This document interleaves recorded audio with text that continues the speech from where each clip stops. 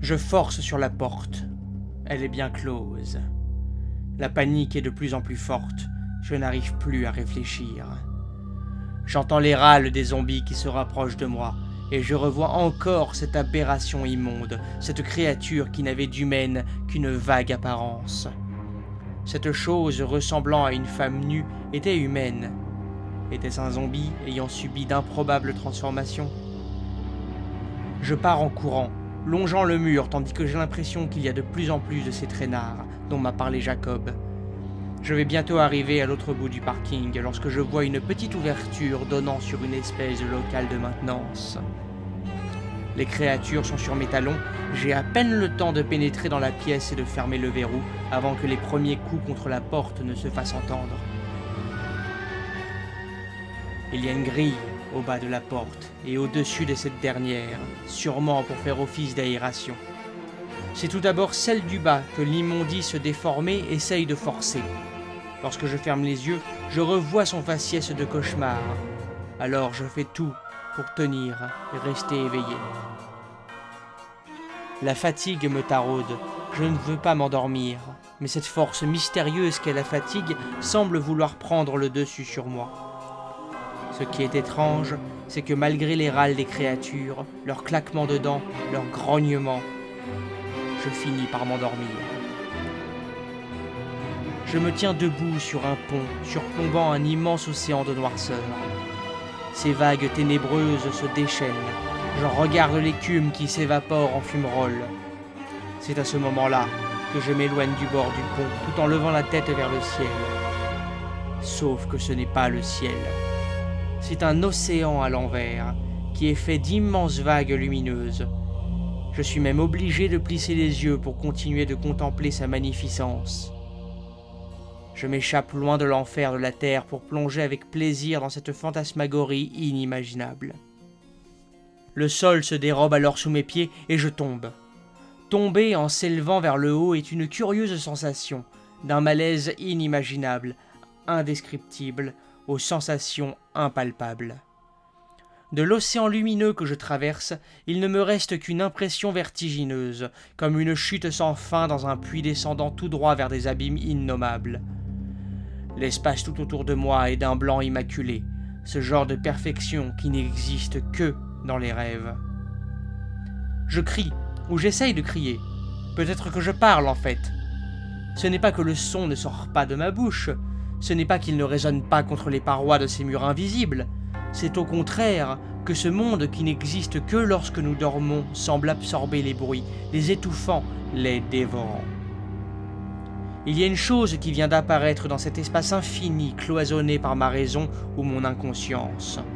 Dans le royaume de Morphée, une porte vient de sortir du sol, comme si elle s'extirpait d'un liquide.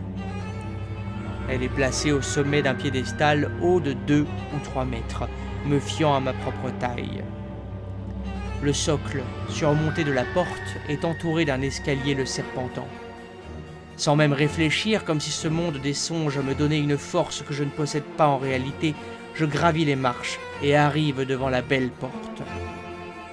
Grande et blanche, taillée dans ce qui pourrait ressembler à du bois, cette dernière est finement ouvragée, représentant des personnages et des scènes que je suis incapable de comprendre ou d'expliquer. Cette porte est une magnifique curiosité. Alors que je commence à ausculter ces représentations pour essayer, quelque part, de les comprendre, soudainement, tout devient sombre. Les ténèbres m'entourent et j'en ressens toute la pression, comme si elles étaient de l'eau, comme si ce monde était devenu un abîme sous-marin. Une intense lumière pourpre m'éclaire alors. Elle provient d'un bien étrange astre. C'est une fleur aux proportions titanesques. J'ai déjà vu ce genre de fleur dans les livres de l'abri. C'est un chardon. Cette vision n'a aucun sens. Pourquoi le soleil dans ce rêve prend l'apparence d'une fleur ? Pourquoi sa lumière est violette ? Et je me dis que dans le fond, ça ne sert à rien de se poser ce genre de questions. Je suis en train de rêver, et dans les rêves, les choses n'ont pas forcément de sens. Le sol a disparu, englouti par une eau sombre, bouillonnante et écumante à l'odeur soufrée. Je n'ose plus bouger du promontoire sur lequel je me trouve. Mon regard se pose de nouveau sur la porte, elle n'a pas changé, elle. Cependant, je vois que ses bas-reliefs se sont animés. Les personnages y jouent des scènes grandioses, une anthologie légendaire d'un combat du bien contre le mal, de l'obscurité contre la lumière. J'y vois l'astre solaire et l'astre lunaire s'y faisant face. J'y vois un être monstrueux combattant une belle jeune femme, rejouant le thème des amants maudits.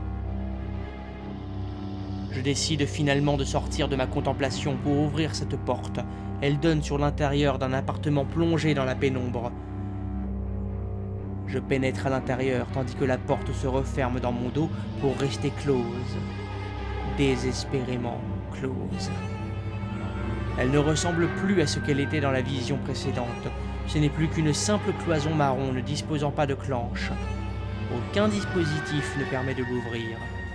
Alors je me retourne pour explorer cet appartement mystérieux. Même s'il y fait très sombre, une étrange luminosité éclaire tout de même les lieux. Elle provient du fond de la pièce. Je me dis qu'il doit y avoir une espèce de dispositif lumineux sur le mur et qu'il doit probablement exister un interrupteur pour augmenter son intensité. Suis-je toujours dans un rêve ? Tout me paraît tellement réaliste.